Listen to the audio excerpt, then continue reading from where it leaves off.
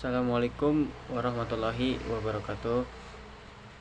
Perkenalkan, nama saya Nurholis Setiawan. Saya dari program studi manajemen dakwah kelas 1C, mahasiswa Universitas Islam Syarif Hidayatullah Jakarta. Teman-teman sekalian, di sini saya akan menjelaskan singkat mengenai pendapat pemikiran saya terkait materi sosiologi, yang dimana sosiologi ini adalah sebuah ilmu yang mempelajari tentang kehidupan individu, kelompok, atau pula masyarakat.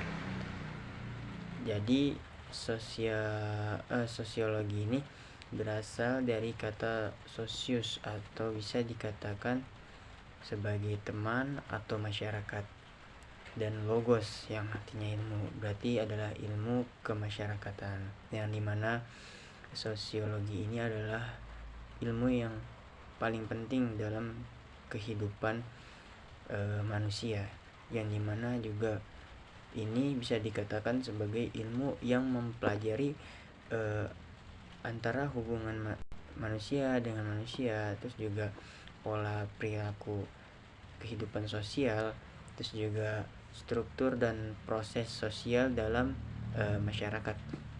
Nah, saya menemukan bahwa menurut para ahli ini mengatakan adanya sosiologi itu ilmu yang mempelajari masyarakat secara ilmiah. Itu adalah dari ahli Auguste Comte. Kalau dari Sarjono Sukanto itu, dia mengatakan sosiologi mempelajari struktur sosial, proses sosial, dan perubahan sosial. Kalau Emil Durkheim, dia mengatakan sosiologi itu mempelajari fakta sosial yang mempengaruhi individu. Dan yang kedua, itu ada ruang lingkup sosiologi. Ruang lingkup sosiologi ini mencakup seluruh aspek dalam kehidupan sosial. Yang pertama itu interaksi sosial, yang dimana hubungan adanya timbal balik antar individu dari individu terhadap individu, ataupun individu terhadap kelompok, dan adanya juga kelompok terhadap kelompok, masyarakat terhadap masyarakat, dan adanya juga struktur sosial, yang dimana struktur sosial ini adalah pola pengembangan hubungan yang teratur dari mulai statusnya masyarakat sebagai statusnya individu dan perannya individu, serta bahkan statusnya individu di lembaga-lembaga sosial, dan juga adanya proses sosial, yang dimana proses sosial ini adalah timbal balik akibatnya terjadinya di lembaga-lembaga sosial dan individu serta masyarakat ataupun keluarga, yang dimana itu adalah kerjasama, adanya persaingan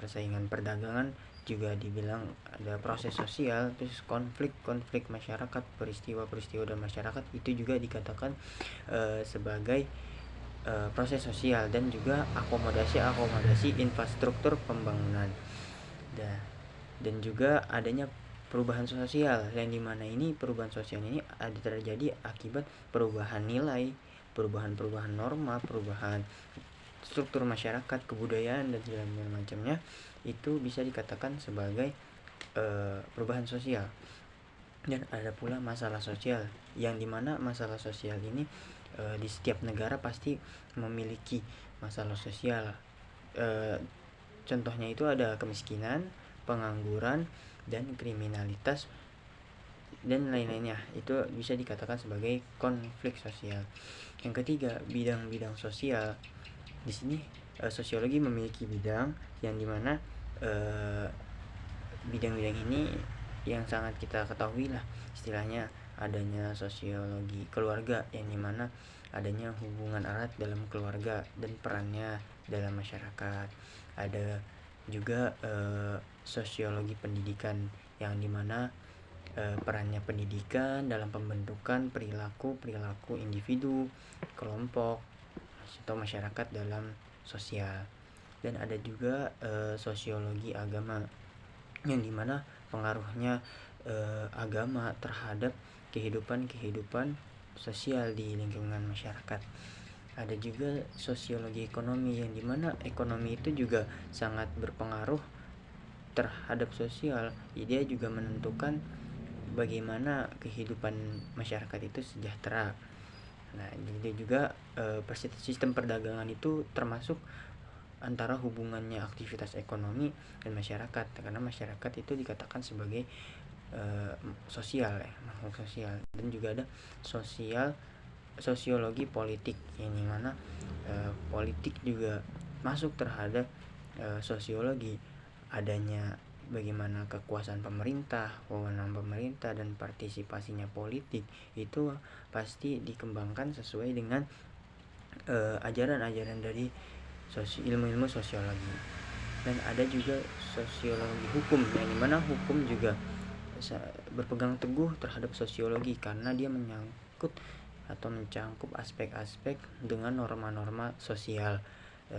Dan yang ketujuh juga adanya sosiologi perkotaan dan pedesaan, yang dimana pola kehidupan masyarakat dan kota serta desa itu berbeda. Nah, itu bisa menimbulkan pembelajaran sosiologi yang bisa menumbuhkan semua aspek-aspek di kehidupan masyarakat yang berbeda antara masyarakat kota dengan masyarakat desa.